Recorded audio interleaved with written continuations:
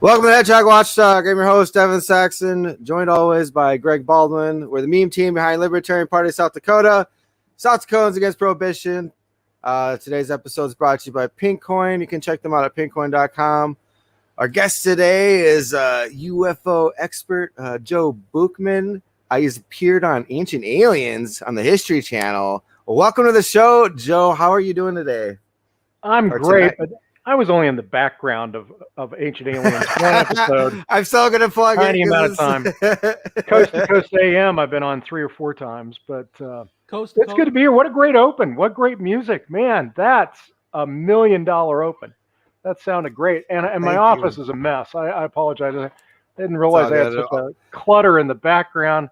Our office is a mess too. However, I got some comments. CJ Abernathy, a Tuesday special. Yes. Yeah, we're going to take 4th of July off, so we're doing a Tuesday today. This just made my whole day. Hell yeah. So you said Coast to Coast. Were you with George Norrie? Were you ever on with Art Bell too? No, but I had exchanged emails with Art Bell. I'm the biographer of Herb Jepko, who was a late night radio guy before Art Bell. Art Bell listened to Jepko when Art was a teenager, and he credited Herb with giving him the idea for different lines from different regions of the country. And Art did a great a tribute to Herb when he died. So we exchanged a few emails, and then Art retired. But I was on with Norrie, I was on with Raleigh James, I was on with Richard Serrett, mostly when I was running for Congress and calling for Congress to pass legislation protecting whistleblowers and then to have open hearings on waste, fraud, criminal activity, and the ET issue.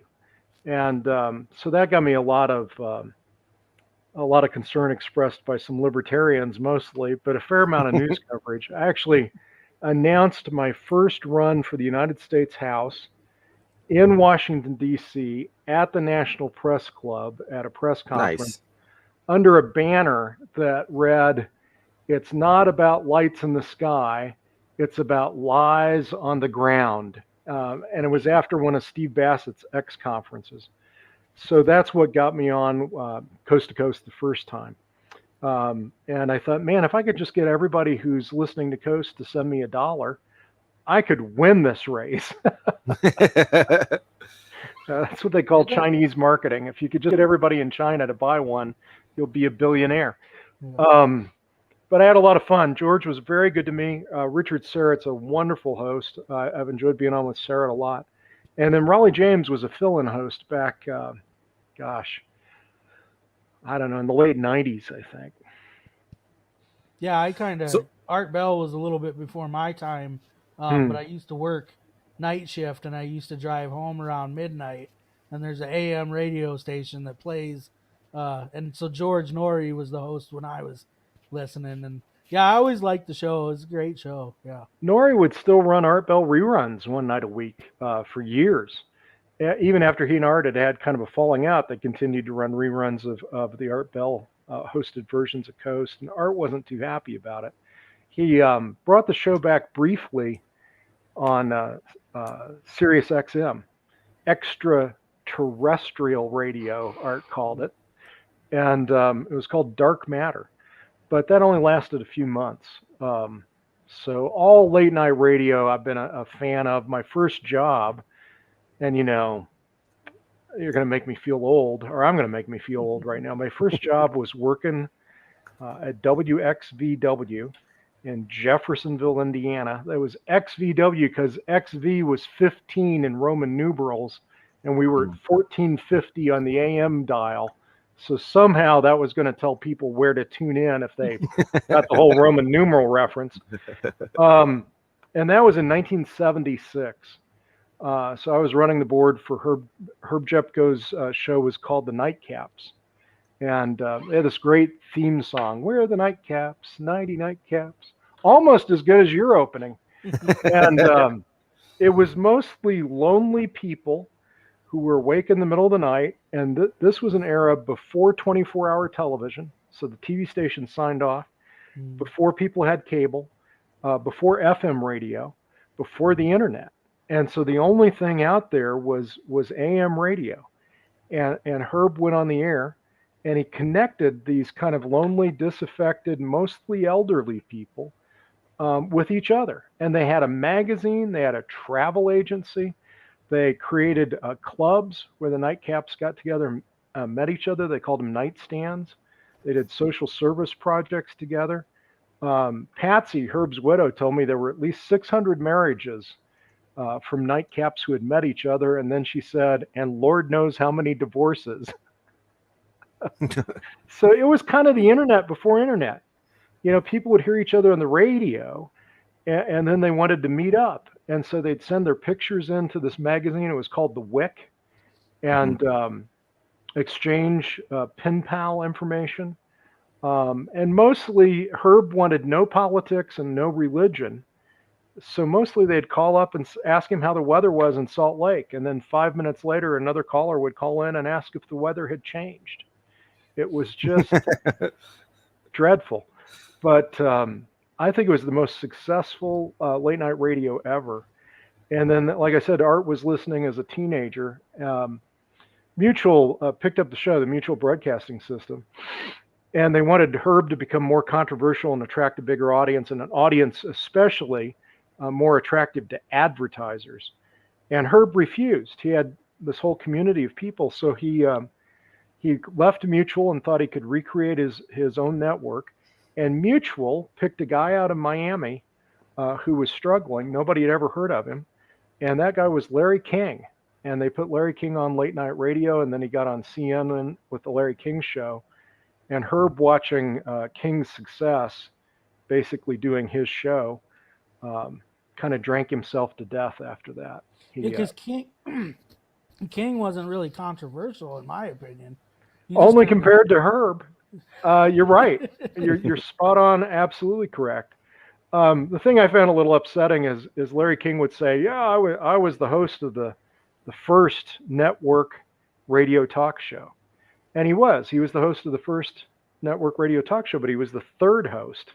It was Herb Jepko, followed by Long John Nebel and Candy Jones. Long John had done UFO stuff out of the East Coast and written a couple of books about what goes bump in the night.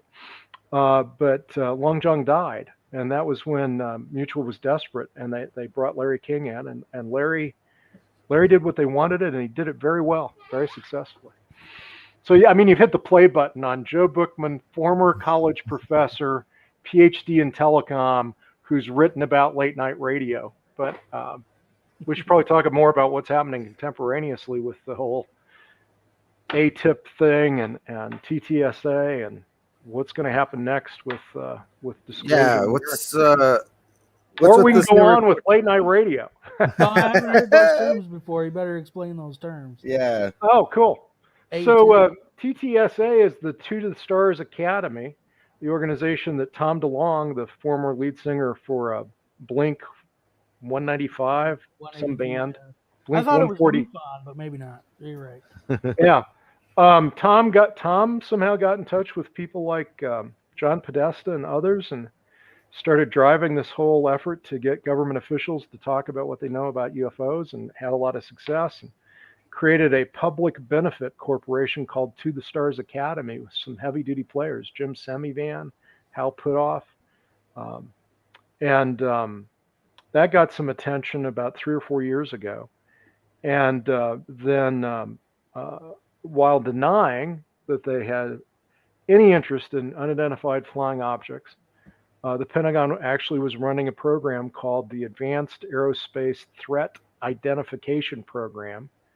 And the guy in charge of that was a guy named Lou Elizondo, who's now retired and come out to talk about what he can that doesn't violate his non-disclosure agreement around what he knows about our military pilots encountering technology that makes us look like we're in the dark ages. So our best equipment, our best pilots are seeing things flying off both coasts that are 60 feet long, shaped like a hot water heater or a giant Tic Tac. They outperform our best military aircraft. They stay airborne for maybe longer than a day, but certainly our jets need to refuel repeatedly while these things are still hanging there. They're what they call transmedium. They'll go under the ocean, they'll fly back through the sky, maybe go out to space. They have no control surfaces, no wings, no structure, just like a tic tac, no heat signature, and no exhaust. We don't have anything like that. Yeah. And Christopher Mellon, former director of national intelligence, has come out and said it's not in our classified world. It could be China, could be Russia. Well, this is absurd because these videos of our pilots are from 2004. So if China or Russia had that kind of technological leapfrog, they probably already have invaded. They kept it I've been hidden. hearing. I've been hearing they don't even make sonic booms when they go past the sound barrier. That's true as well. Which I thought was interesting because it's like, okay, so they're not. So they got some kind of propulsion where it's. I don't know how to explain it really, but it's might be using some sort of. Yeah, go for it. Go ahead. They ain't burning petroleum. That's for sure. They ain't running on gasoline.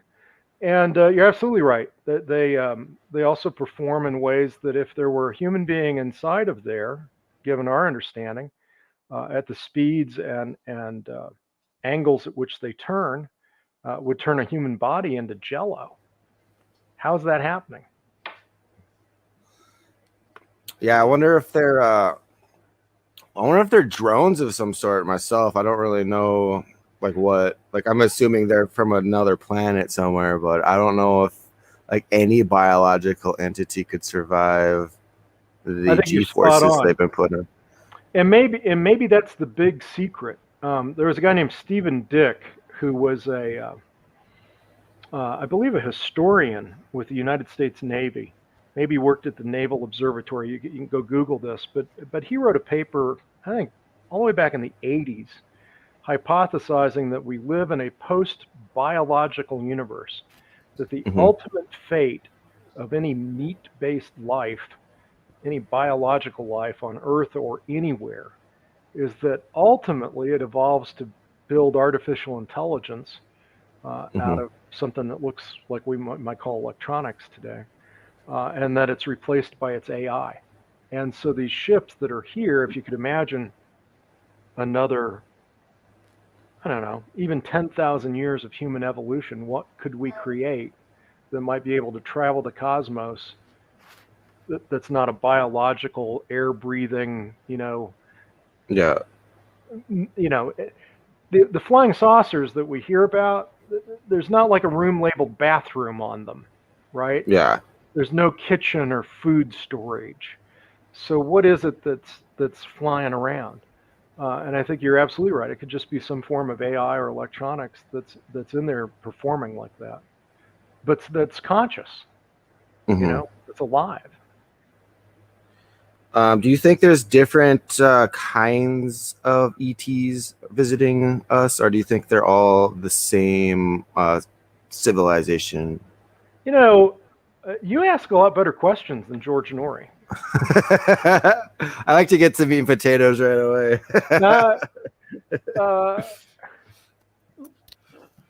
So, given what I just said, I don't know. Is only the best artificial intelligence the artificial intelligence that then travels the cosmos? And in the marketplace of AI development and Darwinian evolution, there's one, superior tech that kind of replaces everything else, maybe voluntarily even, to get here. That's one hypothesis. If you're talking about biological life, I would imagine that the universe is as diverse with life as planet Earth is, and that there's every kind of imaginable being, given an infinite number of planets and apparently infinite amount of time, or unimaginably large numbers for both of those, that you could have millions of different kinds of conscious ETs that are capable of traveling faster than the speed of light. Like, you know, one of my friends is my brother-in-law. My brother-in-law is a brilliant man. He's a chaired professor of science writing. And he's like, Joe, yes, there's ETs out there. Yes, the universe must be teeming with life. Just look at you can find carbon molecules and the essence of life in comets. So yeah, it's all, but they can't get here, Joe. It's just all so far away. It's so unimaginably far. They can't travel here. And I say to my brother-in-law, you remind me of a guy in the 1800s who's looking at the sun saying, well, if it was made out of coal, it should have burned out by now, with Yeah. no hint of nucleogenesis or the process of the conversion of hydrogen to heavy elements that's happening inside of a star. There's no way to comprehend that. I think that's where humanity is, at least in the white world. I don't know where we are in the black world, the black budget world. In terms of our understanding of superliminal travel, I think we're like people in the 1800s that had never heard of nuclear energy. And that life that's out there has probably found, a way to get here. And I say that in part because of all what I find to be credible witness testimony, going back for at least 70 years, that there's something here that's not human created. Maybe some of that is AI. I'm confident it must be. But also maybe some of it's actually biological life. The little gray aliens, the other kinds, the tall Nardics. There are highly credible people, multiple witnesses who have reported those kind of incidences that I find intriguing. Very intriguing. Well, it'd be no different than any way we explore the solar system too. It's like first we send a probe, a satellite that's gonna kind of tell us what's down there, and then the next step is you send the manned mission or a rover, like you're talking a drone. But I wanted to kind of circle back. You had kind of touched on this a few minutes ago when you just didn't when we were talking about the report coming out, and the report pretty much says that they just don't know. It exists, but we don't know what it is. I was just I point out that we went through the arms race, the space race, the Cold War, all these things where if the United States government actually thought that the Chinese or the Russians had this technology, like they would be going crazy right now, You think? Yeah, they seem pretty calm about it if they actually think this is from China. Yeah, we need to study it a little more. So the one thing you said that caught my attention was about the report. Well, there's at least two, right? The report that we have is this ridiculous 6 pages with a cover letter and 2 pages of appendices. If you stretch, you could call it 9, but if I was back in my days of grading student papers, I'd say, hey, there was a 10-page report due, and you only gave me half that. And then there's the other report, which is apparently 80 pages roughly of classified material. And the underground buzz I'm hearing is that there's somewhere between 50 and 100 members of Congress, some representatives, some senators on the intelligence committees that have been briefed on the classified report. And then I hear, and this is all more rumor than fact, but I hear it set their hair on fire, got their undivided attention, and also freaked them out to the point that I wonder if they've been briefed on a really good reason not to share this openly with the rest of the humans on the planet. Like there could be some really good reason that this stuff is classified. Well, I thought I read somewhere when I was looking this all up that this report that they released Friday is actually just a preliminary report, and it's not even. I mean, that's what Steve Bassett has been saying. It's titled a preliminary report, so it's not the real report. Well, if so, they also missed their deadline. I got 2 reasons to give them an F. You got to sign the paper. The committee's expressed interest a year ago. Trump signed off on the legislation 6 months ago. This was due before the end of June. I guess they could say, well, I got another day. Or it's not July in my time zone yet. I don't know what they're saying. And if that's the case, maybe there's another bigger public version coming, before July 1st.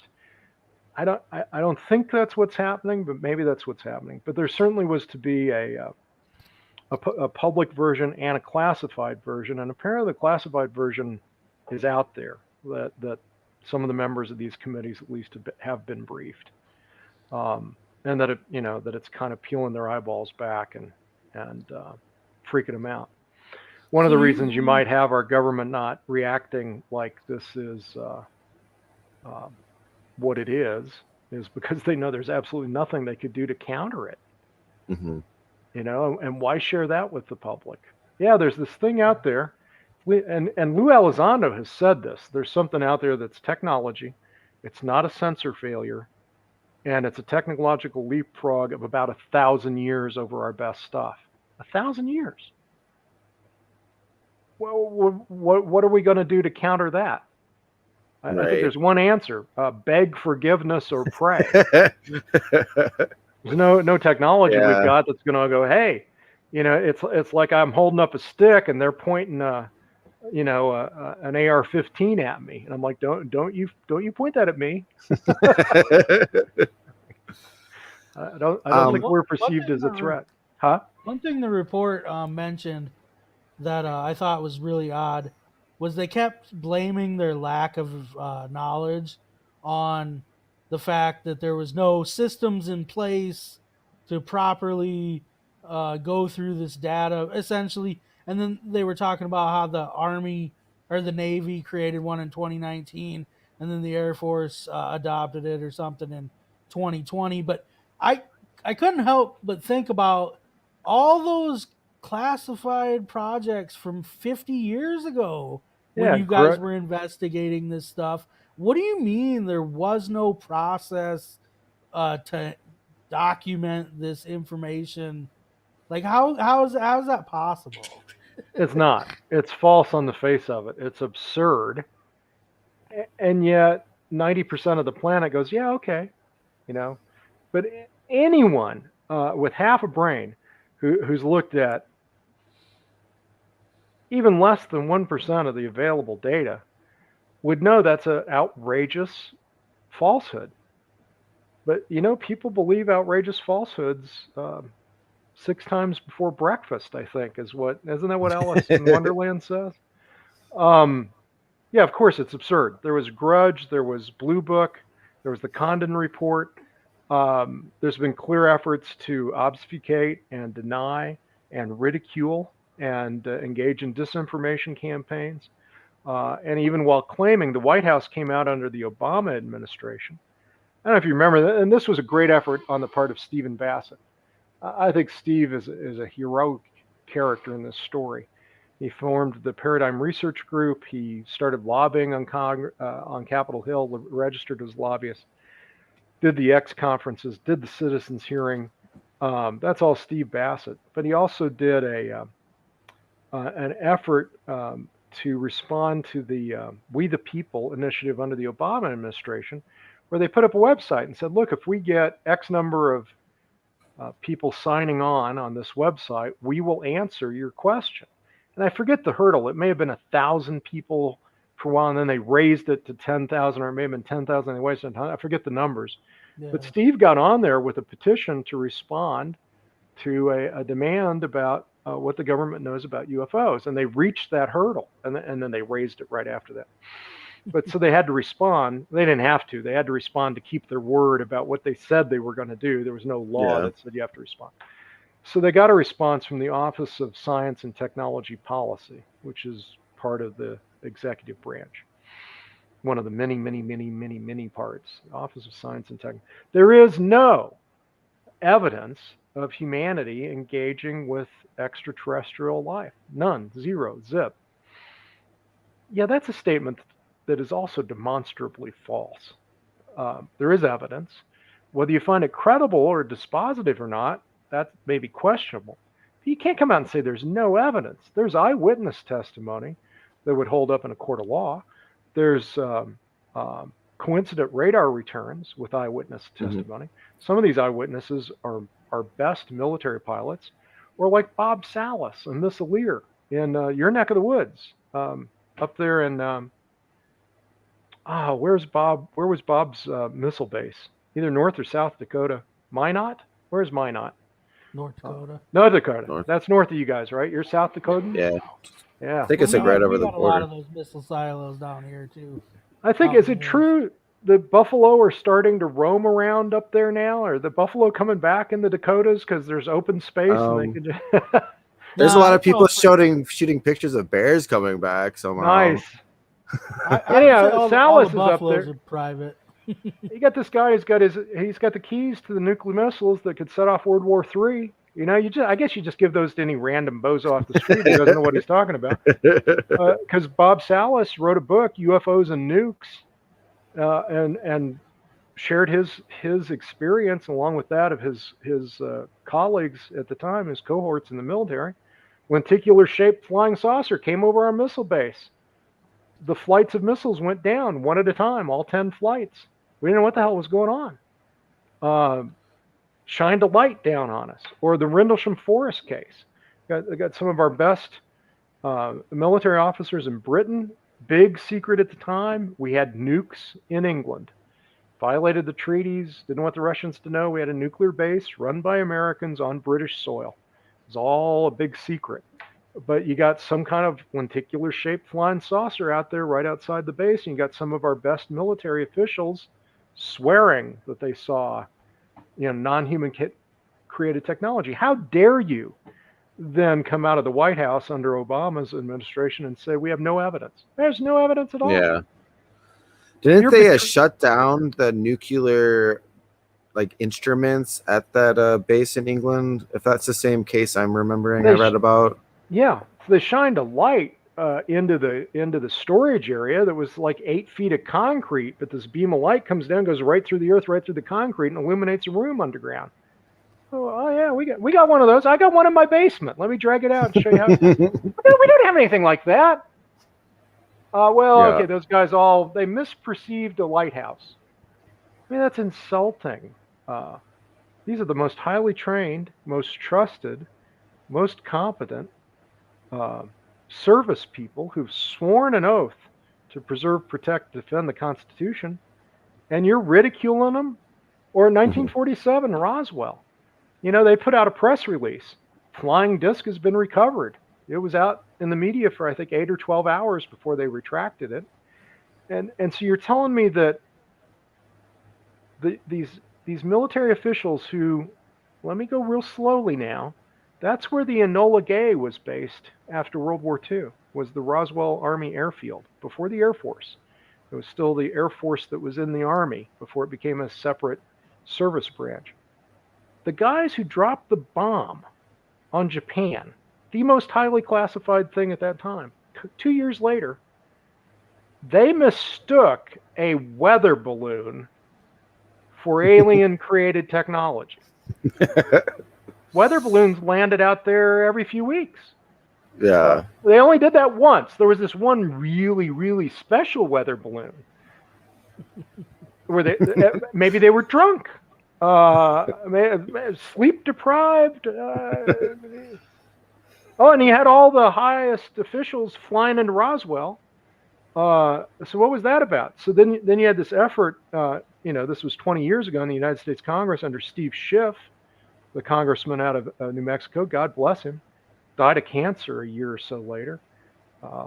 But Schiff was demanding from the government, the GAO, the Government Accountability Office, produce the records of the phone calls and travel logs from the Roswell Army Airfield in July of 47. And they stonewalled, and then with a straight face said, my dog ate it. Yeah. We lost it. I don't know where it is.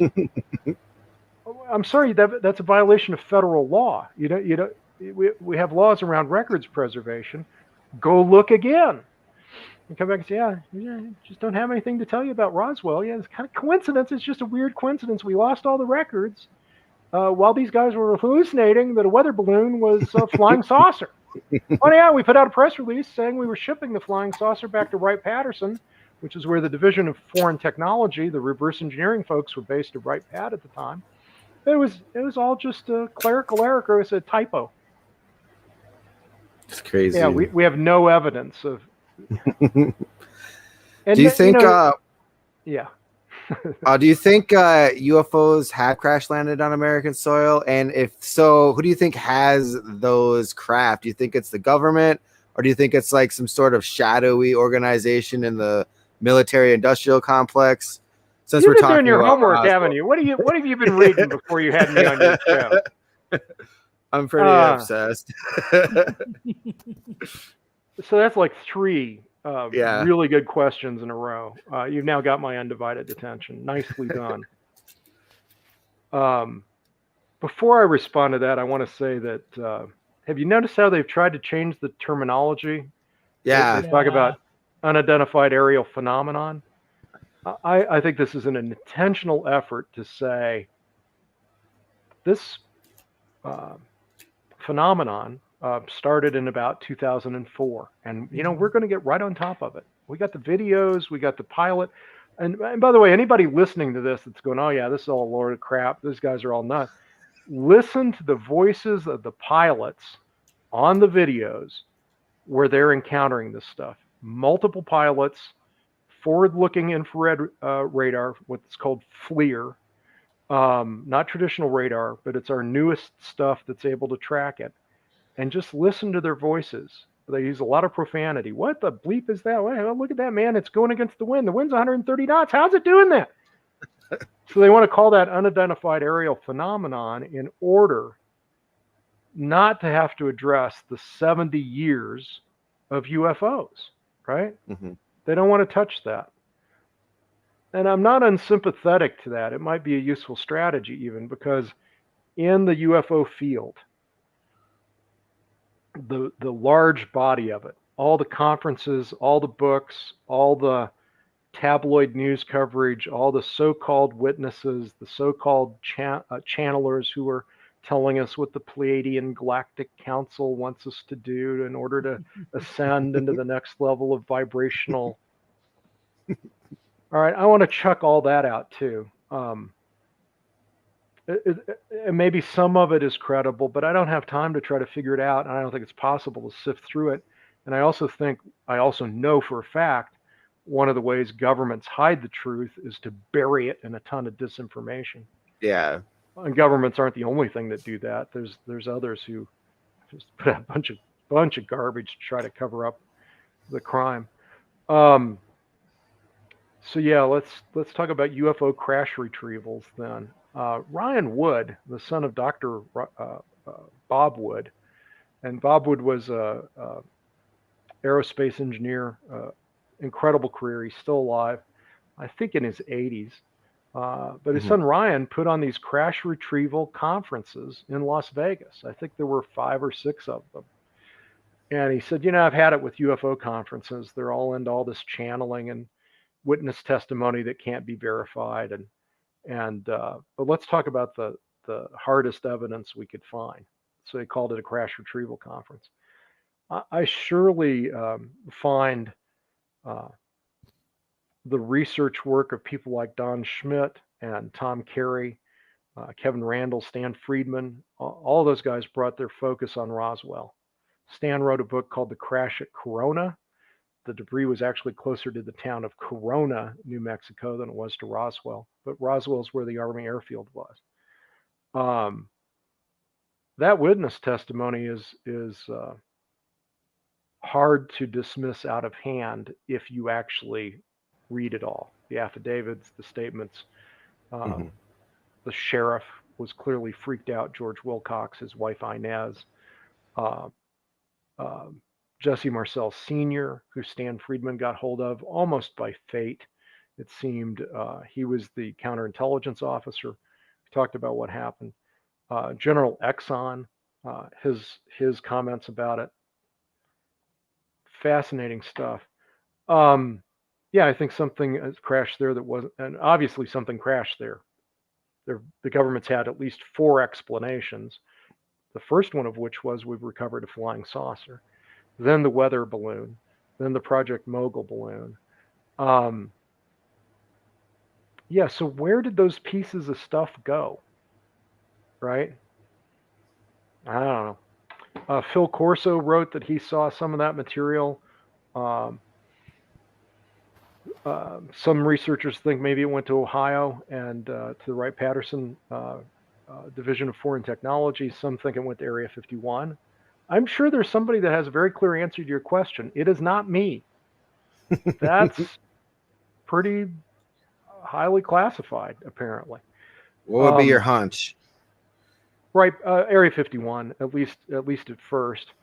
And then beyond that, probably some island in the middle of the Pacific somewhere where we really do the secret stuff.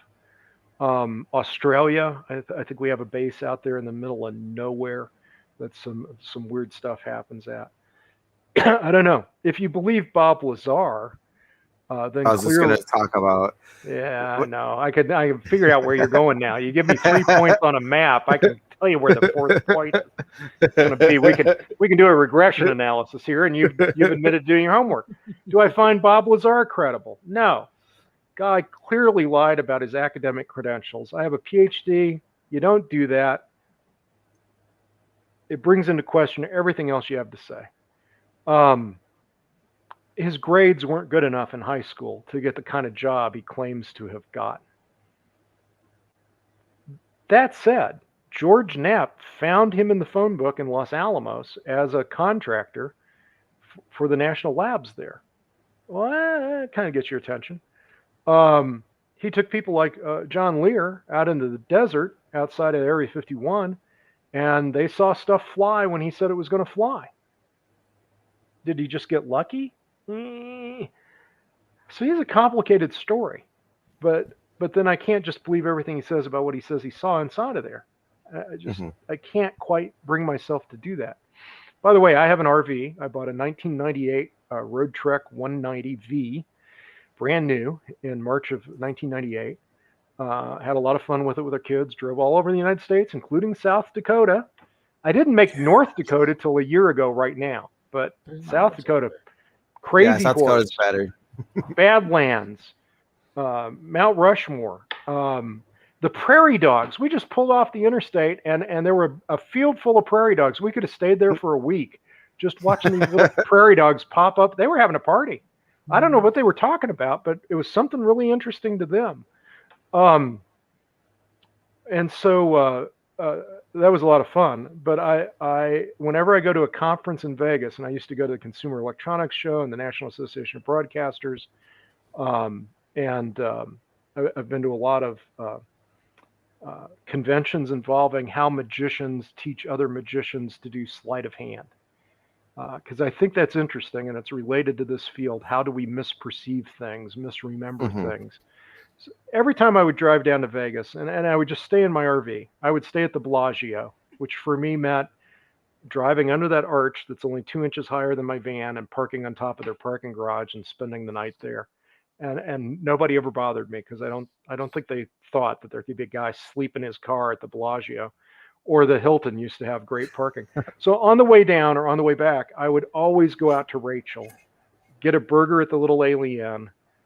They have this new burger there now. They not only have the alien burger that's on a hoagie bun, but they have this new saucer-shaped burger that's on a saucer-shaped bun. Oh, nice. It's like a round thing.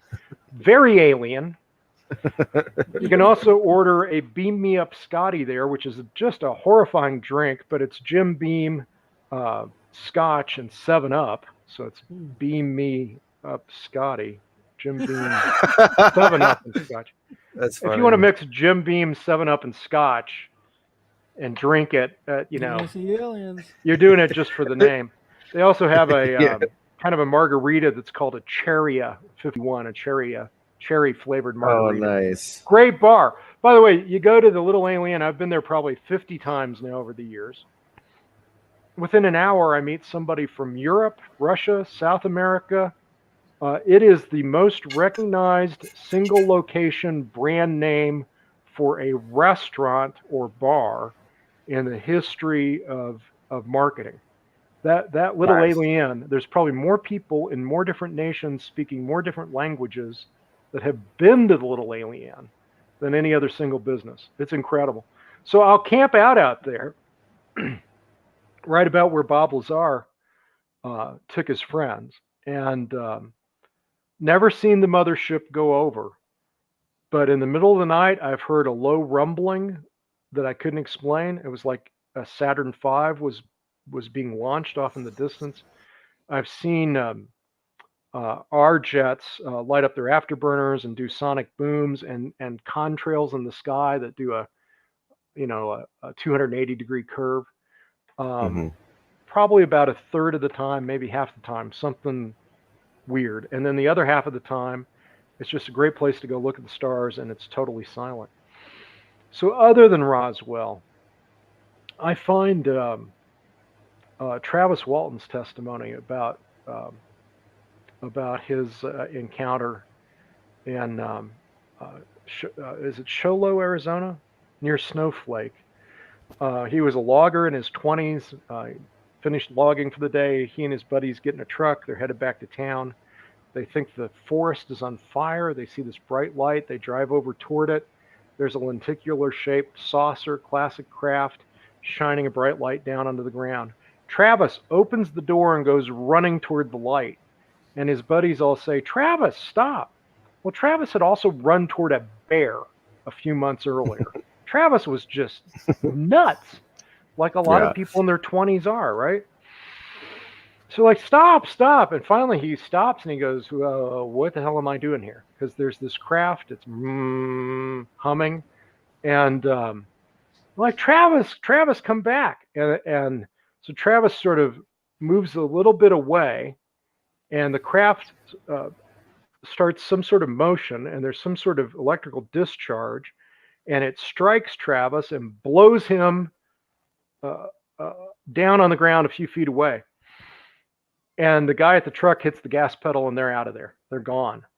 And so they get away and they calm down, and they're like, what the hell was that? And then there's this fight. Should we go to town, or we should go back and get Travis? Travis could be hurt. We can't abandon our buddy. And the guy says, I'm going back for Travis. And the other guys go, no, you're not. And he said, well, then you can get out and be left alone in the woods. I'll come back for you later. And they're like, okay, we're going back to get Travis. And they go back. There's no Travis. They go into town.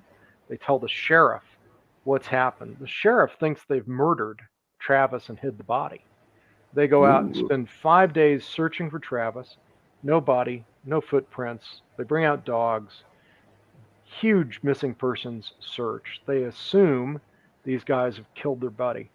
They threaten them. They ridicule them. They are pariahs in town.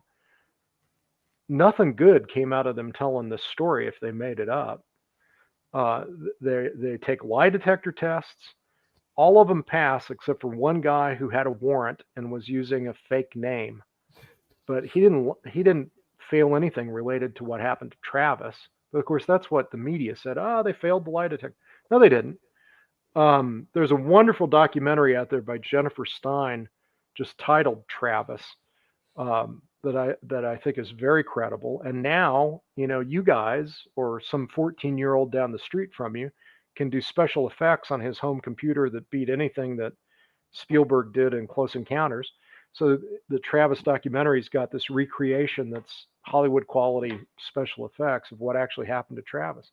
It also got turned into a Hollywood movie called Fire in the Sky back in the 90s. I remember that one. I find Travis absolutely credible. I've spent several hours with Travis in Vegas, in Sonoma, California. I had lunch with him in his home in Snowflake, or not at his home, but at a restaurant down the street. If this guy made up this story, there's no hint of acting. And I think I'm a pretty good lie detector. And then why did he make it all up? He paid a horrible price. All of them did. Their careers were ruined. They weren't believed. They're ridiculed. They're denigrated by people like Phil Klass. So Roswell and Travis Walton, two very credible cases. But what happened to the Travis Walton case? Did anybody ever find Travis? Or Yeah, no, is he just I'm sorry. I thought you'd read up. I wasn't familiar on that one. No, you're fine. He got returned 5 days later. Okay, and you actually met this guy, then you were saying? Oh yeah, many times, like at least a half a dozen. So what did he say happened to him? Did he say he was abducted then? Absolutely. He thinks at first he was terrified, and it was not a good experience. And as he's grown older now, he thinks that they accidentally injured him, maybe even killed him, and his buddies left, and so they brought him on the ship, and it took him like 5 days to return him to health. And out of those 5 days, he only remembers about 90 minutes worth. So he wakes up, there's the little gray aliens, he freaks out, he grabs a glass tube, he's going to swing it at him, they just leave the room. Another guy comes in that looks like a human being, but he's wearing a helmet. And he's like, oh, good, somebody's come to help save me. And that guy sort of motions for him to follow, and they go out along a long curving wall. At some point, he's in a room on the ship. Maybe he ran out in the hallway first and then went back. But he sees this room that looks like a star map with a chair, the kind of thing. Anyway, this guy comes, he follows him out. They go down a ramp, and he realizes he's on a ship in a aircraft hangar full of other ships on a much larger ship, right? Mm-hmm. Goes into another room. Now some human beings come in that are not wearing helmets. They're breathing the same air as him. And he's like, okay, they're going to save me. And they put a mask on him and goes back to sleep. Doesn't remember being gone for 5 days. But when he's returned, it's on a street near Heber, Arizona. And he goes to a phone booth and calls his brother and says, hey, I'm back. And his brother thought it was somebody hoaxing him. It's like, you're not my brother. My brother's been missing for 5 days. No, it's really me. What are you talking about? What are you talking about? So they go get him. He's totally freaked out.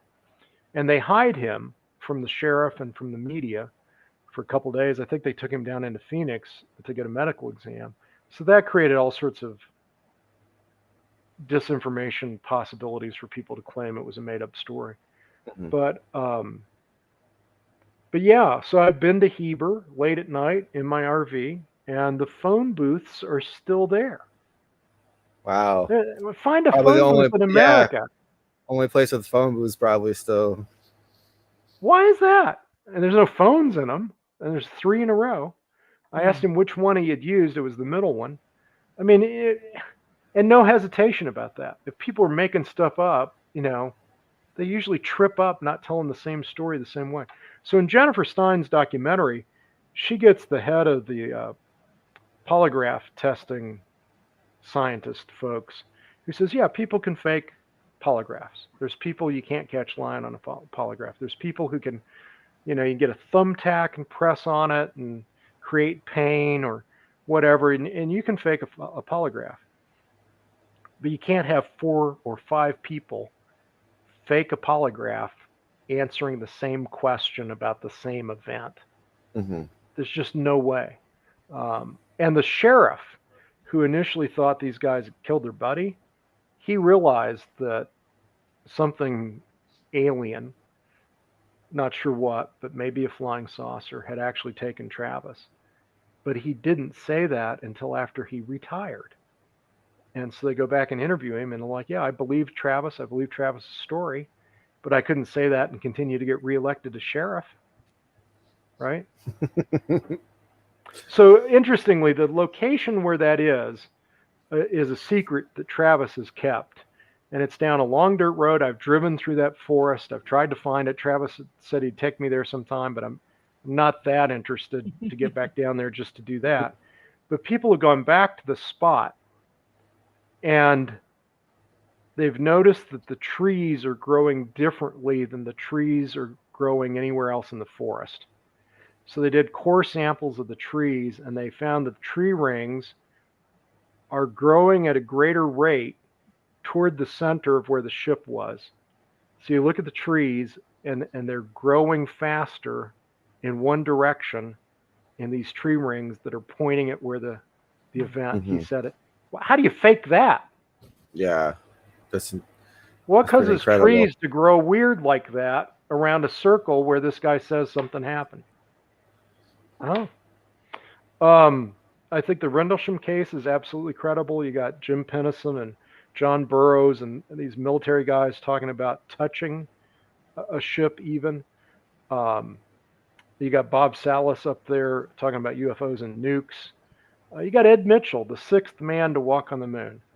PhD from MIT, right? Apollo 14 flies with Al Shepard, comes back, ticker tape parades everywhere, and then he gets a ticker tape parade in his hometown, his childhood hometown. Guess where that is?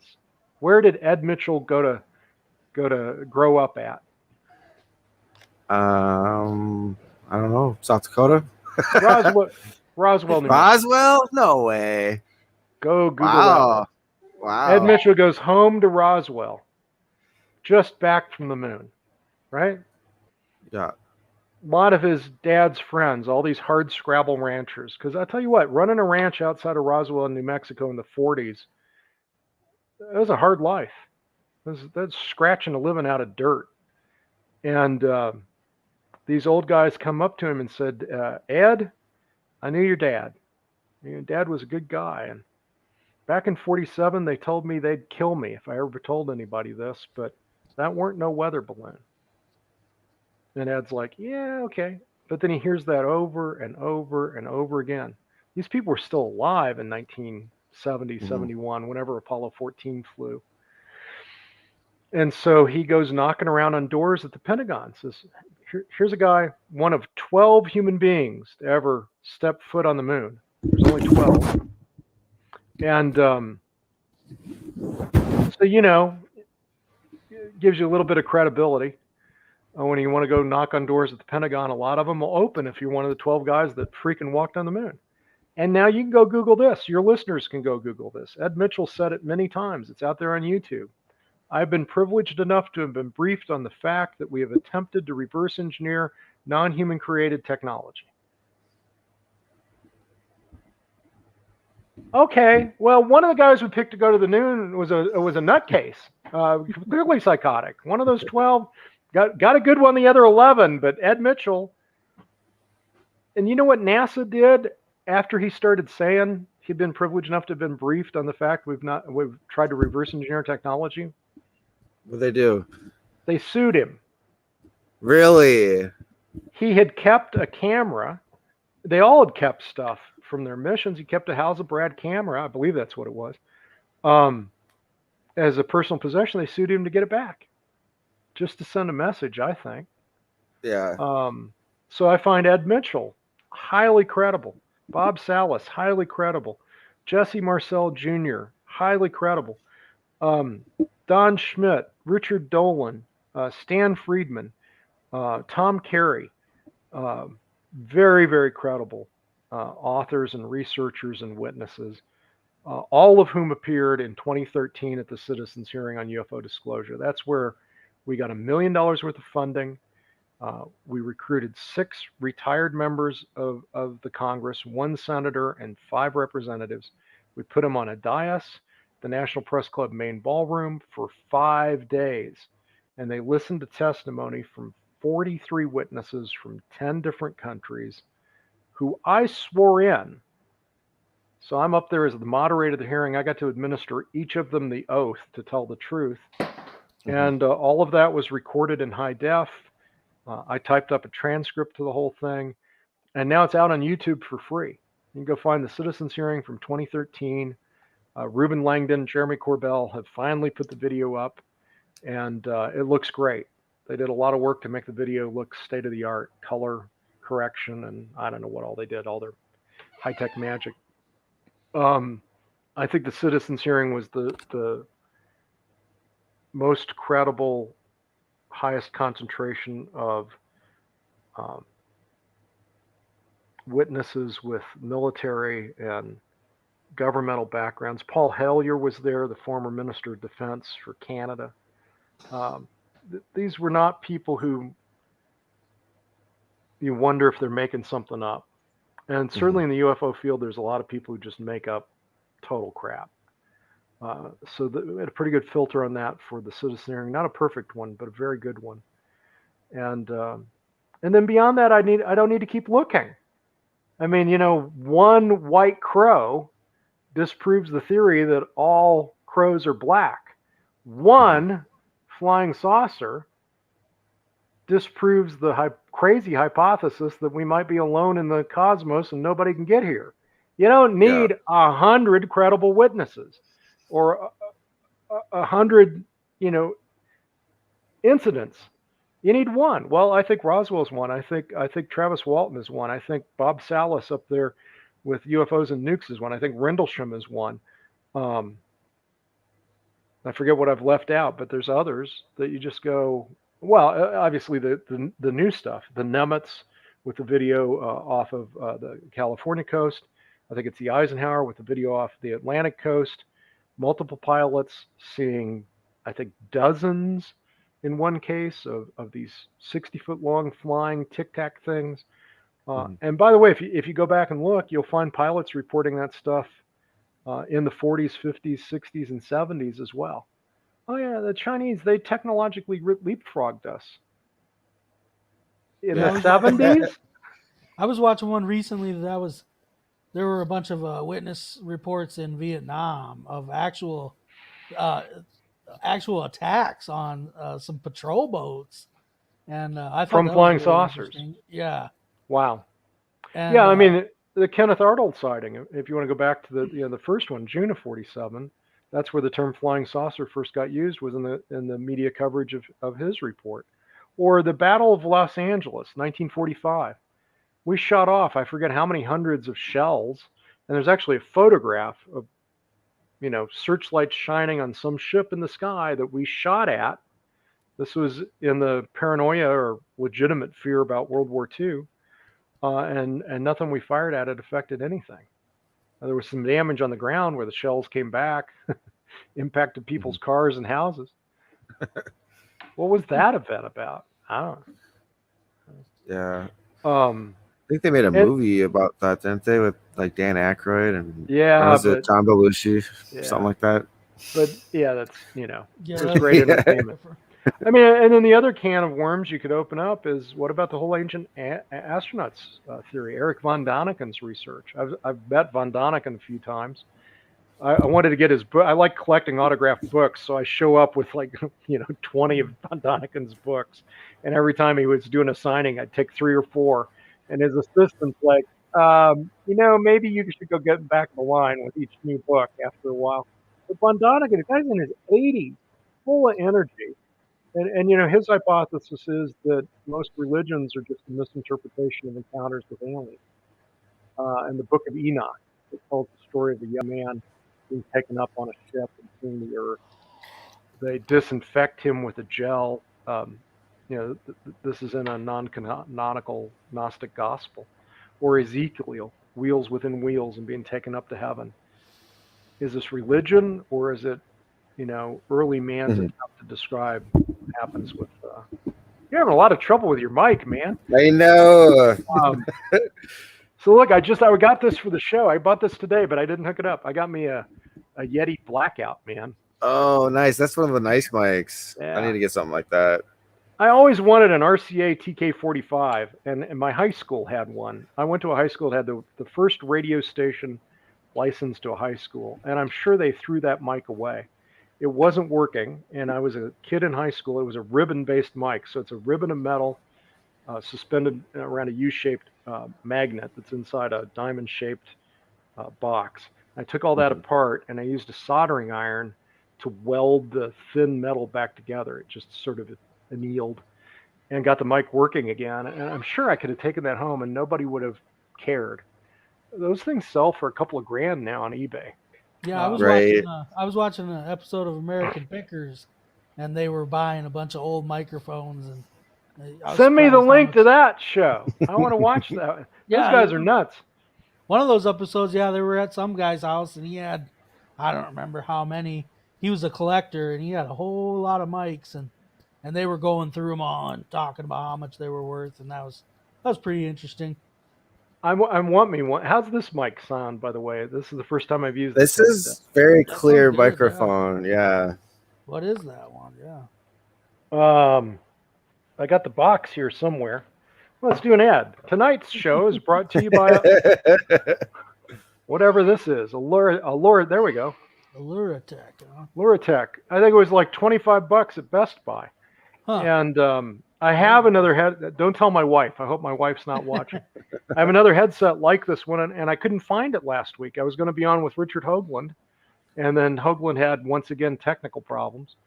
But I couldn't find that. And so for your show, I didn't want to just use the built-in mic on my webcam, so I went to That's Best what Buy. I'm using. Oh well, you sound good Wow, too. Greg. Where exactly are you guys in South Dakota? I'm in Lenox, South Dakota, and Greg's in I'm in Wakanda, Wakanda. South Dakota. We're like in the southeast corner, like south of Sioux Falls. South of you is Missouri or what? Iowa? Nebraska and Iowa, yeah. So southeast about South Dakota. Is that along the Lewis and Clark Trail? Yep. Yeah. Yeah. So Sioux Falls, Sioux City, somewhere. Is that the biggest big town nearby? Yeah, those are the big towns nearby. Yeah, you got me pegged. You know who Sergeant Floyd was? I've heard of him. Yeah, there's a statue in Sioux City, and do you know the nature of the statue? What it looks like? It's like a miniature Washington Monument. Oh yeah. I got a picture of my van there, and there's the thing, and I'm like, where am I? And everybody's like, well, that's the Washington Monument. I'm like, no, it's like 1/10 as big as the Washington Monument. He was the only member of the Corps of Discovery to die on that whole adventure. He was the only one to pass away, Sergeant Floyd. And the reason I know this story is, first of all, I like roadside America and driving around America in my van. I got 360,000 miles on that RV now. Bought it brand new and put 300. When I got to 240, I'm like, I've driven to the moon. You know, I'm on my way home now. Got to get to 480 before I get back to Earth. You got your money out of it, though. That thing's paid for itself. I don't ever pay for a hotel room. Matter of fact, I'm thinking about driving up to Freedom Fest. Nick Sarwalk is coming. Do you remember Nick? Nick's coming to my house on Friday, July 16th. Elizabeth Nolan's coming up. We're going to do a ceremonial handoff of David Nolan's files to the Library of Congress. And Nick's flying out here because he's a speaker at Freedom Fest, and you can't fly to South Dakota, at least not cheaply or easily. Well, hey, Kevin and I are going to be at Freedom Fest too. So are you going to Freedom Fest? Yeah, we're media passes. We're covering that whole thing.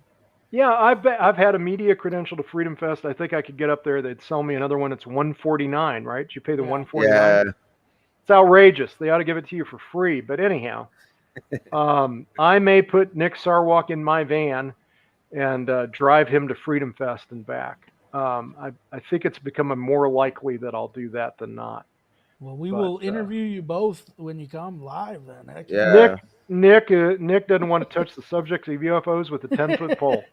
He's one of those libertarians that thinks, Joe Buchman, you're a libertarian and you need to stop talking crazy. We got enough problems with the media as it is. We don't need people running for Congress calling for UFO disclosure. It does not help the party. And I say to people like Nick and Steve Gordon, who in 2008, former political director, tried to get me removed from the ballot as a libertarian. People were like, did you have a lot of trouble with the Republicans or Democrats when you ran for the United States House? I said, no, I had trouble with the libertarians. Well, you ran as a libertarian. I said, yes, I know. Do you know anything about this party at all? So, I just say to Nick, look, I don't really care. I'm confident I'm on the right side of history. And sometime you all going to come around. Admiral Colley, I don't know if you go back that far, but there was a Navy admiral who served on the Libertarian National Committee, and he would not talk about this issue. Those guys, had two other friends. One was chief of medical operations in Houston. I used to say he was chief medical officer, but it's still CMO, chief of medical operations. He did all the exams on all the shuttle astronauts, approved them for flight, did all the exams on the Apollo guys and earlier. They get free annual physicals. Cutting edge, sharp physician. Will not talk about this issue. When I asked him about it, he said, look, to get the kind of job I got, you got to sign little pieces of paper that basically eliminate the Bill of Rights. And as much as I might like to share certain things, even with my own wife, if I were to do so, they would find out. I go to a place worse than Leavenworth. She'd lose the pension and the health care benefits. Don't ever ask me about this again. And I'm like, yeah, okay. I guess that's the kind of thing they make you sign when you want to talk about a weather balloon, huh? Yeah. Okay, Yeah. Yeah, you literally just admitted that it was real. Like, if I'm gonna go to prison for talking about Yeah. it, then I think the mainstream media the last 6 months or maybe the last year or so has been admitting it's real. I mean, they're talking about UFOs regularly now since that Pentagon video was confirmed by the Pentagon. So now they've got an official government agency confirming one of these videos. Yeah, the New York Times went from ridicule to taking it seriously. December 17th, 2017, I forget, but that was the tipping point. I said, okay, nobody can ever ridicule me again. Well, they did. You know, you can. It was the New York Times. But now, I mean, it's in hundreds of news articles every day for the last 6 months. Our Navy pilots, our best trained military people who've sworn an oath to preserve, protect, defend the Constitution, given the best equipment we have, at least that's out in the public realm. You know, maybe they got something like a stealth bomber equivalent that hadn't been released that's out there in the black world. They probably do. You'd hope they do, that we've got cutting edge stuff that isn't part of the public military yet. But the guys flying the best stuff that we know about are being outflown and freaked out. Nobody's denying that anymore. That's just fact. There's only a handful of videos that have been released. Nobody's denying the fact that there are hundreds of other videos that haven't been released. Even the Pentagon admits that. They don't want to release them. And I asked Hal Puthoff about this. He's a guy you ought to Google and read up on. Hal is a PhD physicist. He's published in peer-reviewed journals. He's clearly been hired by the government to do classified stuff. And he appeared in Las Vegas in 2018 at the Society for Scientific Exploration, a group of academics on cutting edge or edge science, near-death experiences, ETs, zero-point energy, cutting edge science, stuff that's not taken seriously by academe, but isn't dismissed maybe completely out of hand. And he got the Lifetime Achievement Award. And so he goes up to give this speech. I'm sitting there in the audience, and he says, and this was a joint meeting of the Society for Scientific Exploration and the International Remote Viewing Association. So remote viewing would be another edge science thing. The CIA hired psychic spies. The CIA trained psychic spies at the Monroe Institute. They had some really interesting hits on things in the Soviet Union. Jimmy Carter, in one of his biographical books, writes about the psychic spies knowing the location of a downed plane in Africa. Doesn't know how that could have happened. Carter wrote about it. Anyhow, IRVA SSE joint meeting. He says, yeah, I'm pleased to be getting the Lifetime Achievement Award. Obviously, I helped found the International Society for Remote Viewing, but the award's also for UFOs. I've never talked about UFOs before, so you may be wondering why this award mentions UFOs and remote viewing. Well, that's because I was part of a highly classified program that if I talked about it before now, I could have gone to a place worse than Leavenworth, blah, blah, blah, blah, blah. Same thing my other friend had told me. But now much of this is in the public domain, so there's a few things I want to say. Hang on to your seats. Yes, Hal? So he's talking about metamaterials. So most of human history, we have the periodic table and we build things out of chemical elements. But the science of metamaterials is to combine seemingly unrelated stuff at a microscopic level in layers. And you create a new material called a metamaterial. And one of the more interesting ones is bismuth and magnesium layering. And he says, there's other stuff I'd like to talk about, but it's all highly classified.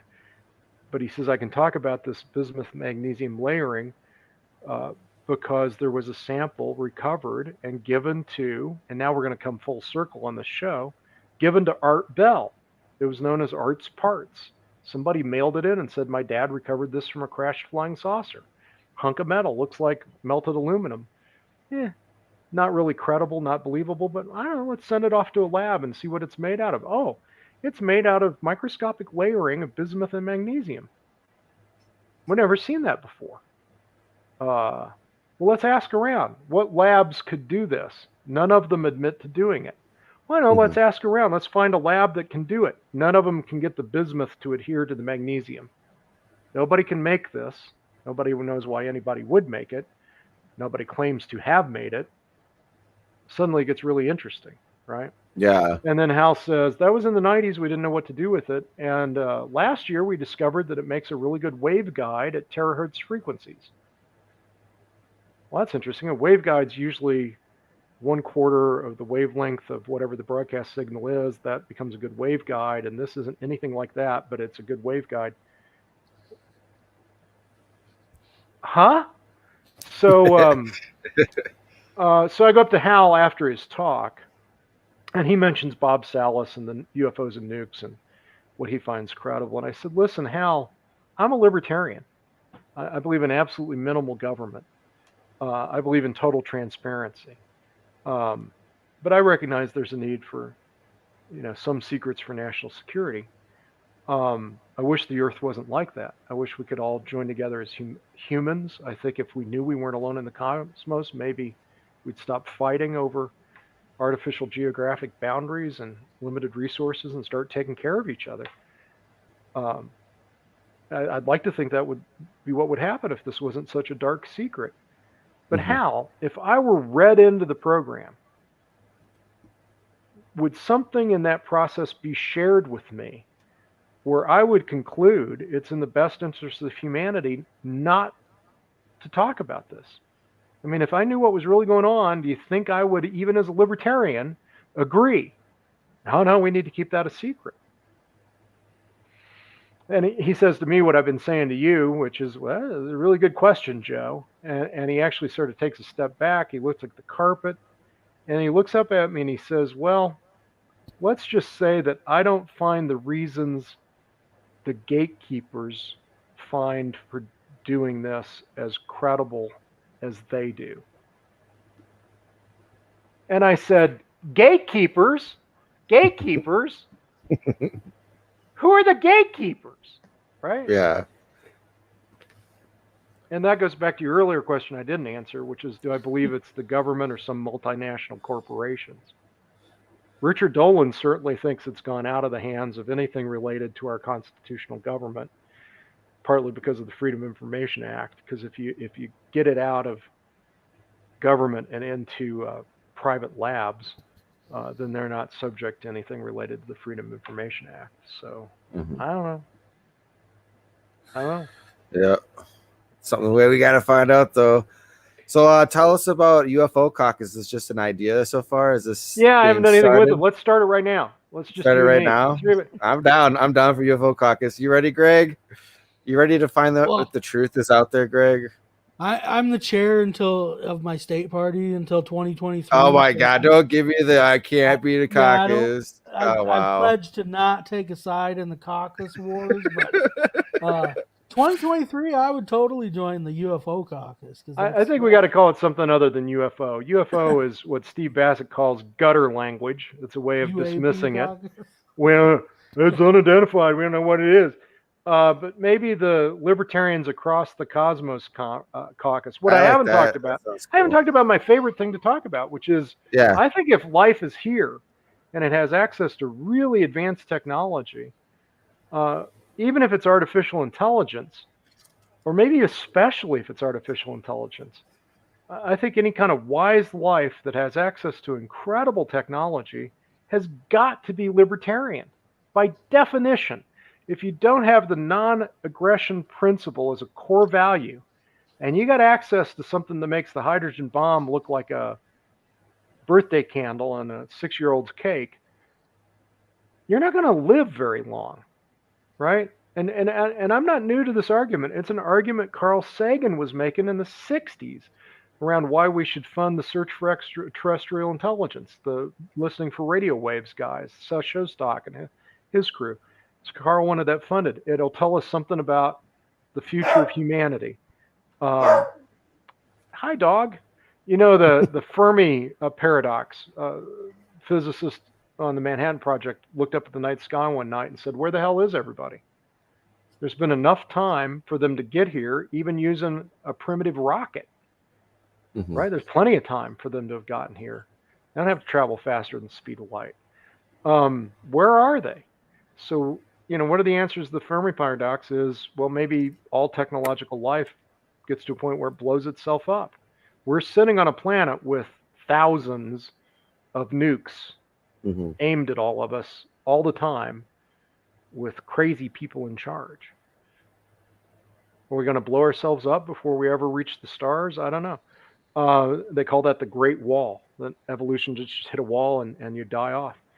I don't know. But what I do know is if they're here, based on results so far, they're at least benign to a benevolent. I know that because I haven't been eaten by somebody yet. If they're benign to benevolent, they got access to great tech. The only people who have access to advanced technology and haven't used it for destruction are libertarians. So at Steve Bassett's X conference in 2008, I said, the only place in the cosmos where there's any Democrats and any Republicans is on this one backward planet.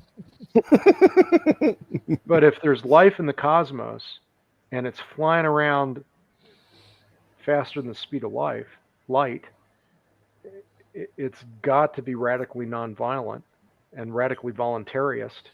That means they're libertarians. The cosmos. Yeah, that's actually. I like that. That's a really good thought. I never thought of that before. Let that stew and think about it. And then let's form a caucus around if there's life in the cosmos and it hasn't self-destructed, it's by definition libertarian. The only place there aren't enough of us is on this one backward planet. That's what Alien Caucus. Yeah. Come up with a good name. I was thinking, like how you were saying, follow the aliens to follow the nap. Yeah, you haven't really heard, back when I was real little growing up, the scary story told about UFOs all the time was the alien abduction story. And there were some horror stories. But I got to be honest, the last 20 years or so, I don't really hear stories like that anymore.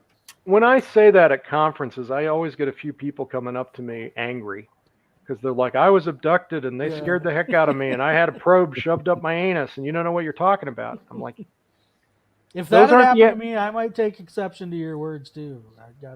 That's a great answer. I've also said, those aren't the aliens I'm interested in hanging out with, okay? Maybe there's some of those guys out there, not fully evolved yet. But I think the better answer, and I said this at Paola Harris's Star Wars conference years ago, because she had a lot of nutcases there. And I say nutcases, I probably shouldn't. The people who have incredible stories that you have no way of verifying or not. And what do you do with all that stuff? So what I said to him was, my cat got out the other day. And he got out in the backyard and he came back all full of brambles and dirt and maybe even a skunk sprayed him. So I got this cat. What am I going to do with my cat? I'm going to put the cat in the shower and I'm going to put some Johnson's baby shampoo or cat shampoo on him. And I'm going to give him a bath. There is no way I can say to my cat, what I'm doing is in your best interests, right? No way he's going to get that worldview. Not possible. So I don't even try. How different is that than the alien abduction phenomenon? Something much wiser than us gets one of us on a ship and does something. And we interpret it as full of fear and violence and, a rape-like event. But that's the way my cat sees getting a bath. I don't know that we get what the aliens' perspective is on those kind of incidences. I can tell you that doesn't go over very well with any of the abductees who were frightened. You're calling me a cat? I'm not a cat. Sorry, I failed to make my point. So, by the way, this is fun. You guys are just letting me talk like crazy. Nori would have interrupted me 1,000 times by now. That's fine. We want you to talk, then we don't have to. Yeah. Brutal honesty, Greg. Wow. No, but I did have, so what do you think about, are these real, what do you think about crop circles and cattle mutilation? Oh my goodness. I don't think about them a whole lot because I can't make sense of it. I mean, I've met Linda Moulton Howe. Some people call her Linda Moulton Cow because of her research on cattle I've listened mutilation. to her talk about it on Coast to Coast before. I mean, she's met sheriffs, and I shouldn't, by the way, if Linda's listening, I apologize. I think people who say that shouldn't say it, and I just did, and I shouldn't have. Linda is a dedicated, lifelong researcher who's poured everything into this and written some really great books. Met some county sheriffs that report things that make no sense at all in terms of cattle mutilation. Couldn't have been done by humans. Looks like lasers. Coincident with witness reports of some sort of flying craft. At the other side of that argument, you got Dr. Stephen Greer, who says, all cattle mutilation is deep black projects in the U.S. military. Aliens don't do that. And then they go to war with each other over that stuff. And I don't know what's going on with cattle mutilations. You'd think that some advanced life in the cosmos could come down and take, a drop of blood, and with that genetic information, make a cow somewhere else. Why come here and take all our cows? This is nuts. You get one cow,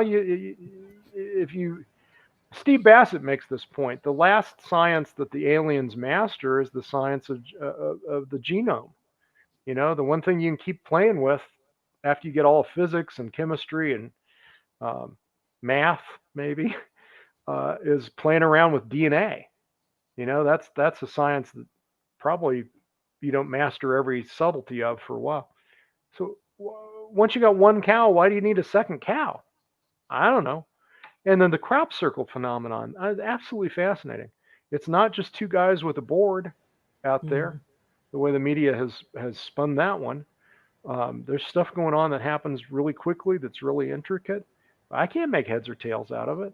Nobody's got me a Rosetta Stone, translated that stuff. So I don't put a lot of my focus there just because it's exhausting and doesn't seem to get me anywhere. Same thing with contrails in the sky. I don't know what's going on with contrails. I'm not sure that being South Dakota, we have a lot of cattle here, and it's not really something I don't think I've ever really heard. Same thing with crops. We've got a lot of crops here, and crop circles it's not something that pops up here, Yeah. No, it was more in Colorado, Montana, Wyoming, I think is where Linda did her research, and did a book called A Strange Harvest about the harvesting of cattle. Yeah. I'd say the black ops theory doesn't make much sense. It doesn't fly for me either. Helicopters landing, there's no trace of the landing. Like they couldn't just have a cattle farm somewhere of their own they could do. Yeah, some planet where you take two cows off, let them make baby cows. There's got to be an empty planet out there somewhere the cow be happy, or we can make one. I don't know. I wonder about you guys, though. If you go outside where you all live there in South Dakota, do you just see the stars like crazy because there's not a lot of light pollution? Yeah. Yeah. I used to work early mornings, and I'd have to leave about 5 a.m. And you'd go out my back where my garage is and get in my truck. And it was just the perfect shot of the southern sky at that time of day. I would literally see the Big Dipper, Little Dipper, clear as day every morning, So yeah, there's a lot of good sky out here. I've been meaning to buy a telescope. Yeah, I have. One of us needs to get one. For most sky observation, you're just better off with a good pair of binoculars. Telescopes are great for looking at the moon, But you start looking at you can look at Jupiter and see the Galilean moons. But beyond that, you're so narrowly focused on one point. I mean, so you could see some star out there, and maybe you get the software to tell you the name of the star. But if you're looking for flying saucers or, a meteor streaking across the sky, you're really better off with a good pair of binoculars or the night vision stuff. That's what I want to get. Some of the old Soviet night vision. That's where people are saying they're seeing stuff flying around. That's, doing an ID return. That's interesting. I haven't. So what is this Soviet telescope night vision stuff? So Contact in the Desert was a great conference. I went several times. I was on panels out there, and they would always do a night vision thing where they'd take a group of people out in the desert and they'd share a bunch of night vision equipment and just look at the night sky. And I never did it, but I heard people talking about it, and they'd see things they couldn't understand just on any given night. And then there was a guy there selling the stuff, but it was always a little pricier than I wanted to pay. But with all that stuff, I'm sure it's getting cheaper and higher quality. Oh. During the show, it's probably gotten cheaper and higher quality. Yeah, because why would every UFO have lights on it? You're not going to see it at night without night vision. So it just makes sense to me that you would want to do that. Probably up your success rate on catching one on telescope. I recommend everybody should get out west, get out away from the humidity, get out at elevation, get up above 6,000 feet, get away from the light dome of a nearby city. They're now designated dark sky areas, right? And Utah's full of them. We have 5 national parks here. I think they're all dark sky designated areas. My favorite place, I go to Burning Man. I've been going to Burning Man since 2010. And north of there is a place called Massacre Rim, and it's outside the light dome of Reno. And the night sky there is so bright, it's almost like a night with a moon just from the star field of the display of the Milky Way. It's breathtaking. And you just go out and you look up and you go, why do we need to convince anybody we're not alone in the cosmos? Just take a look. Get out of your city, go out west, get to elevation, get away from the humidity, get away from the light dome of a city, look up in the night sky and tell me none of this stuff is credible about somebody from out there having flown by. You just go, yeah. It's actually kind of creepy because you think they might just show up while you're there. It's just like you could almost reach out and touch the night sky. Like you feel like you're being watched already. Very much. That's a good way to put it. Well, I know that you've got to leave soon. Do you have any final thoughts or anything you want to plug real quick? We did an hour and a half already?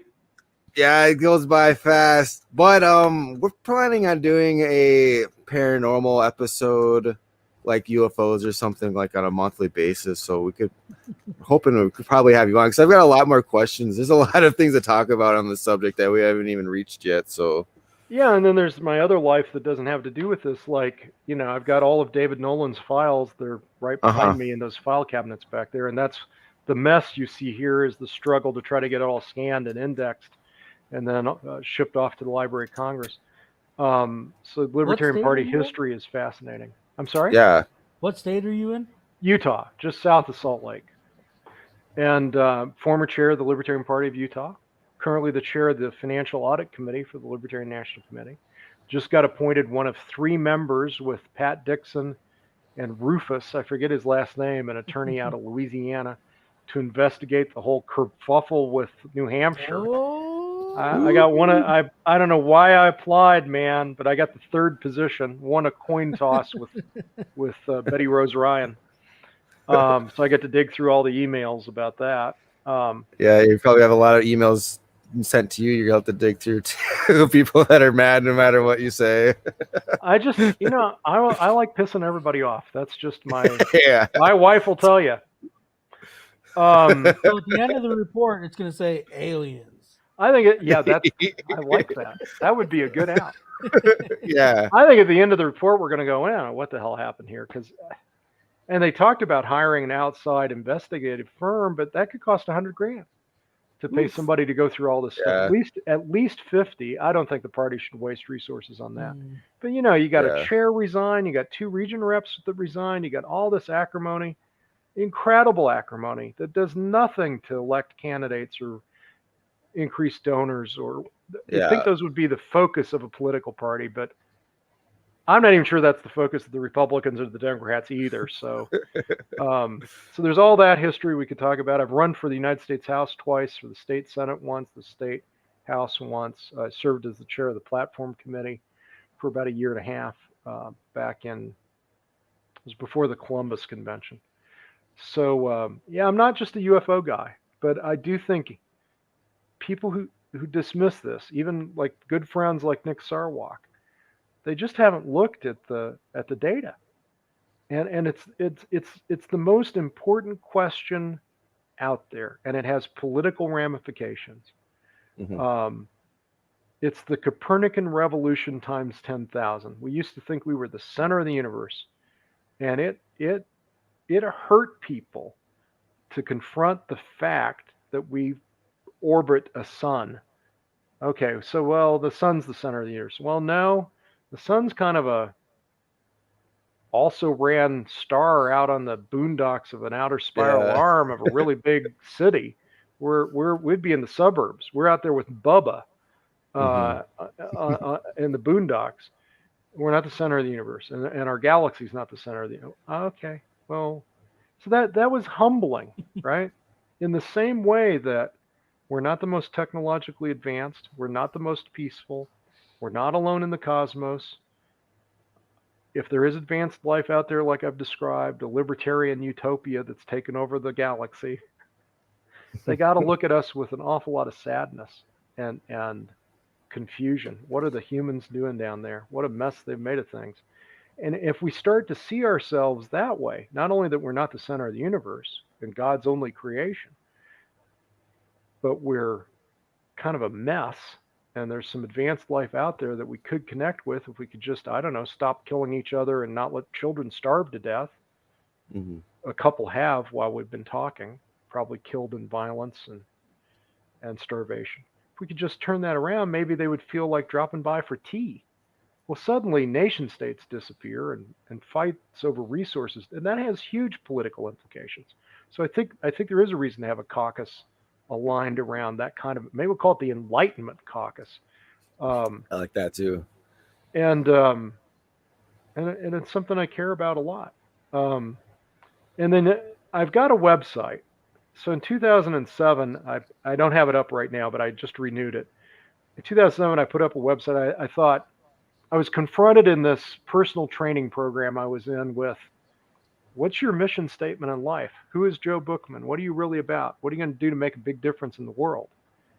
And I got this whole alien thing going on, and I thought, I don't need me a big radio station transmitter.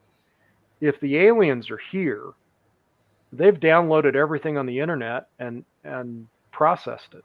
If there's artificial intelligence here, it's got the whole internet downloaded. I don't think it's watching a lot of porn. I imagine it just, puts that in the junk file. But it's looking at what humanity's doing. I just need a website. What do I want to call my website? Well, where do I want to start a conversation with ET?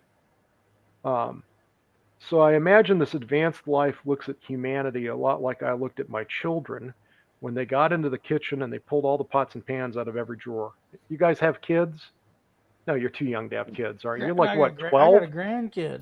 Oh, my goodness. So, when the kids, they go into the kitchen, they just pull everything out. They pull everything out of the pantry, they're playing house. And you go in and you're like, it's going to take me 6 hours to clean up this mess. And they look at you and they go, yeah, we can't really put everything back where we found it. Can you help, Mom? What do you want them to say? Because that's where I need to start my conversation with the aliens. And I would want my kid to say, I'm sorry, Dad, I screwed up here. Can you help me fix this? I'll learn from it and I won't do it again. Well, that's a hard request to turn down. I don't know, my kids have never said anything like that ever, but I'm pretty clear. So I bought the URL www. thepeopleofearthapologize.com. Nice. I like it. And I started putting up apologies, and I printed up business cards, and I recruited apologies at all these UFO conferences, and I got a little traction. And then I didn't renew the URL.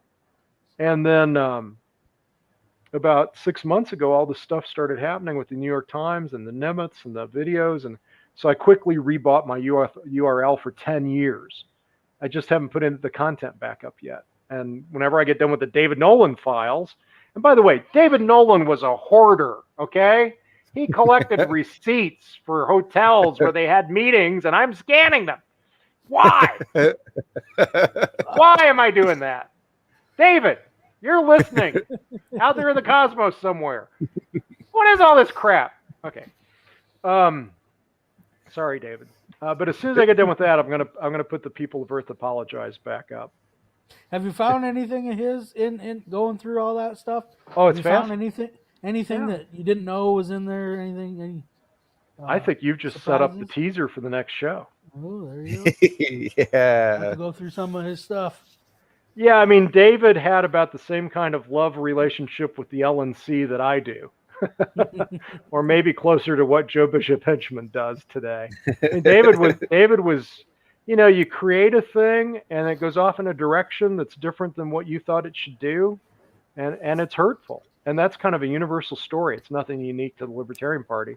But it's fair to say that David Nolan at times felt like the Libertarian National Committee and some Libertarian candidates had betrayed the principles that the party was founded on. And that's a conversation we could have. I mean, there was an effort to recall Ed Clark and turn down all the Koch brothers' money and put a new candidate forward in 1979.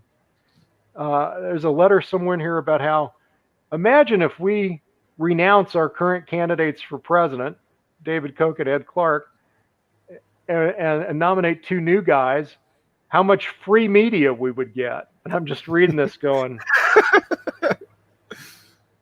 yeah, it doesn't sound like much changed. You need to go to business school and take marketing 301 or political science, not even 101, take political science 038. Yeah, I mean, there's always been this tension between the pragmatists and the purists, and it looks pretty bad today in the party, and maybe this is the worst it's ever been. I don't know, but it's not exactly new or unexpected or unpredictable. It's none of those things. But yeah, I mean, we could do another 2 hours on that, and I'd be happy to share what's in there. But my mode right now is get it all scanned, get it all indexed. I have picked up pieces of paper of David Nolan's. I have looked at them. I've thought about how to name them. I have scanned them, and I've put them in an index that now has 10,500 entries. And I've still got probably another 2,000 documents to go. Jeez. So I know David Nolan's stuff better than anybody, and a lot of it's just, why did you save this, David? but I'm not editing it. There's nothing I'm getting rid of. The only thing the Library of Congress has asked me to do is to call out any duplicates. They only want one copy of everything. So one button, one bumper sticker for a candidate, one copy of the platform from 1987, not 5. Yeah.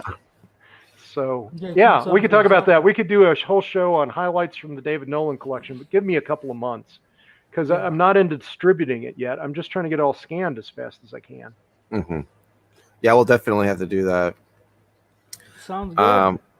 Well, thanks for coming on, Joe. You're a really insightful guy, and I appreciate our discussion.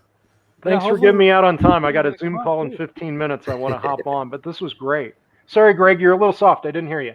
Oh, I just said hopefully we'll see you next month at Freedom Fest. The fact that you two guys are going puts a little more weight on. I should get on up there.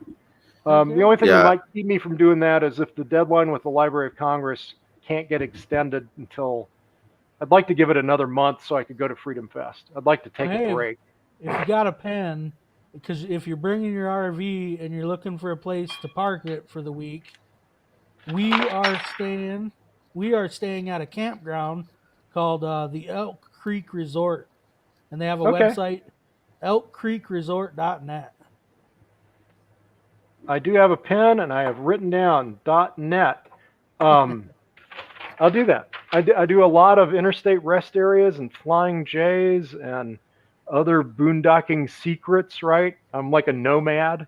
I've also been to Mongolia 5 times and hung out with real nomads in like Ulaanbaatar and Havd in the Altai Mountains. Chased the total solar eclipse out there in 2008. So we could do that as a third show. Yeah. But, and Mongolia is the most libertarian nation on earth because they're the only nation to leave the Soviet dominance and become capitalist, at least for a little while. Government's creeping in again there like it does, but for a while it was the Wild West in Mongolia. But guys, this has been, yeah. I was just going to ask if there were a lot of cities there, if it's just kind of, yeah, Ulaanbaatar's was more desolate, but Ulaanbaatar's got 1.5 million people, and the infrastructure to support maybe 300,000. So it's a Soviet crumbling infrastructure nightmare mess. The phone system never worked, but cell phones are everywhere. So you got guys on horseback living out in the countryside, and their wife is in their yurt. They call it a ger, and they'll pick up the cell phone, call the guy on the horse over the next field away, and tell him to come home for lunch. It's a fascinating mix of how they leapfrogged some technology we take for granted and went straight to the internet and cell phones and missed cable TV and broadcast and working landline phones. None of that ever worked. But yeah, you got to get a better stand for your mic, man. That's just nuts. This is so bad. It's like a Cirque du Soleil show watching you juggle. So send me a link. I want all my friends to come watch it. I'll send it to my kids. They won't watch me, but maybe in 100 years, my grandchildren will be watching this show. Who knows? Yeah, we'll definitely share you the link. You can share it around. Be great. Next time I'll have the back of the office cleaned up too. This is embarrassing. This is nuts. I like it, man. All right. Easiest to find us on there. We're on YouTube, Hedgehog Watchdog. Hedgehog Watchdog. I love that. Absolutely love it. I'd never heard of your show before, but I'll be back on anytime you want me. Well, awesome. We appreciate it, Joe. Thank you. Next time I'll let you get in a third question. Sounds good. Bye-bye. See ya. If you're listening out there, do you want $100 off to your ticket to Freedom Fest? Let's see. Let me get that code up on the screen here. FF21LPSD. That's at the freedomfest.com website. You put in that code, you'll get $100 off. A lot of cool speakers there. You can check out all the speakers at freedomfest.com. Should I read them off again? I feel like I do it every show. Justin Amash, Joe Jorgensen. Spike Cohen's going to be there. Spike Cohen. Is he? I thought. Yeah. We just heard that Nicholas Sarwark is going to be there. Oh, I've been pronouncing his name wrong this whole time. Is it Sarwark? Sarwalk? JP Spears, Tom Woods. Dr. Drew.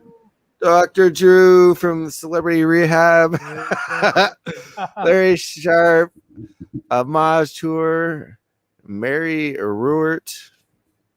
Larry Sharp's actually going to be at our after party. Hopefully Joe Buchman's going to be, or Bachman's going to be at our campsite. Dude, that'd be so legit. So legit. Cool. I'm going to invite him to go camping. Dude, I'm not even going to play. I didn't know anything about him being involved with all that historical Nolan stuff or all that. I thought he was just a UFO dude, but this dude's like a heavy hitter in the Libertarian Party, man. So we'll definitely have him on again. We'll talk about Libertarian Party history stuff. Maybe the investigation when he comes on. Oh my God, he's involved. He is one of the investigators for the New Hampshire thing. I think we covered that too much that 1 week, and people got burnt out by it. Judging by our ratings on the third LNC meeting that week, but I think to have one of the investigators on to talk about how the investigation went down, man, that would be something else. Oh my God, I have this random picture of Nicholas Starwalk right here. I'm just gonna put it on the screen. I don't know why. Check it out. This is us in Orlando. Look at my beard. Crazy, dude. I can't. Now he's not going to camp with us though, because you got CJ in the picture. No. Like, no, dude, I should have no. crapped him out. No way. CJ won't. If you're listening, CJ's going to be busy working, he says. So don't worry about him. You'll be at the way other side of the state. Anything else we got to mention? This episode is brought to you by Pinkcoin. Check them out, pinkcoin.com. If you like our content, please toss us a bone. I know that some people are listening who have yet to subscribe to us on YouTube or like our Facebook page or follow us on Twitter. Hedgehog Watchdog is our Twitter handle. We need to get 2,000 subscribers on YouTube so we can monetize and take this show to the next level. If you want to help us out before we get monetized on one of these social media networks, you can help us out by buying some merchandise off hedgehogwatchdog.com. Those t-shirt sales are what funded our media passes to Freedom Fest in Rapid City, and our sponsorship with pinkcoin.com is probably going to be paying for our room and board while we're there. So appreciate to that. If you want to be a sponsor of our show, we have extraordinary rates. We'll plug the hell out of your company. So you can send us an email at hedgehogwatchdog@gmail.com. Yeah, I don't know. I think I've plugged literally everything we could plug. Oh, wait. One more thing. Walk for Freedom, August 7th at 10 a.m. in Mitchell, South Dakota. This is going to be a Davison County Libertarians event. This is like the first county party event. Well, I guess that Minnehaha County did the Sioux River cleanup event. So this will be the second one. And, I'm really excited for these county affiliates to get up and running and starting to do their own events. I'm going to be there. I hope I can drag Greg out to be there to walk a little bit of it. But yeah, and apparently Tara said in the last episode, I hope she's listening right now. She said that she's going to have a deck party, I believe. So I'm going to hold her to that. We're going to have a deck party after this walk. But hell yeah. And we're not going to do a show on the 4th. Oh, yeah. Go ahead, Greg. Well, that's what I was just going to say. We're not doing a show on the 4th of July. This was your 4th of July show. We're taking the holiday off. And then the week after that, July 11th, we got a couple guests. We might even add a third. I don't know. We're going to do like a Freedom Fest, countdown to Freedom Fest special extravaganza, blah, blah, blah. But we got Dan Fishman, who is former executive director of Libertarian Party.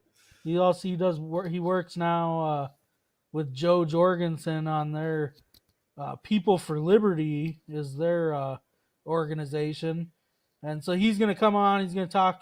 We'll talk some LP inside baseball, but we'll talk People for Liberty, find out what they're all about, and then 8 o'clock after Dan Fishman, we're going to have Valerie Durham, who was county chair.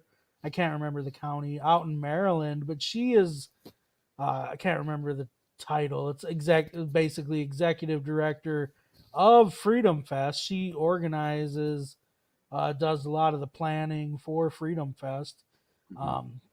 She contacted us and was the one that got us our booth, the Libertarian Party, our booth for Freedom Fest. So that should be a good conversation. And I don't know, maybe we should even add somebody else if another person pops up between now and then. Just want to promote the hell out of Freedom Fest. That's the week before Freedom Fest. Coming up, dude. Coming up here in 3 weeks, isn't it?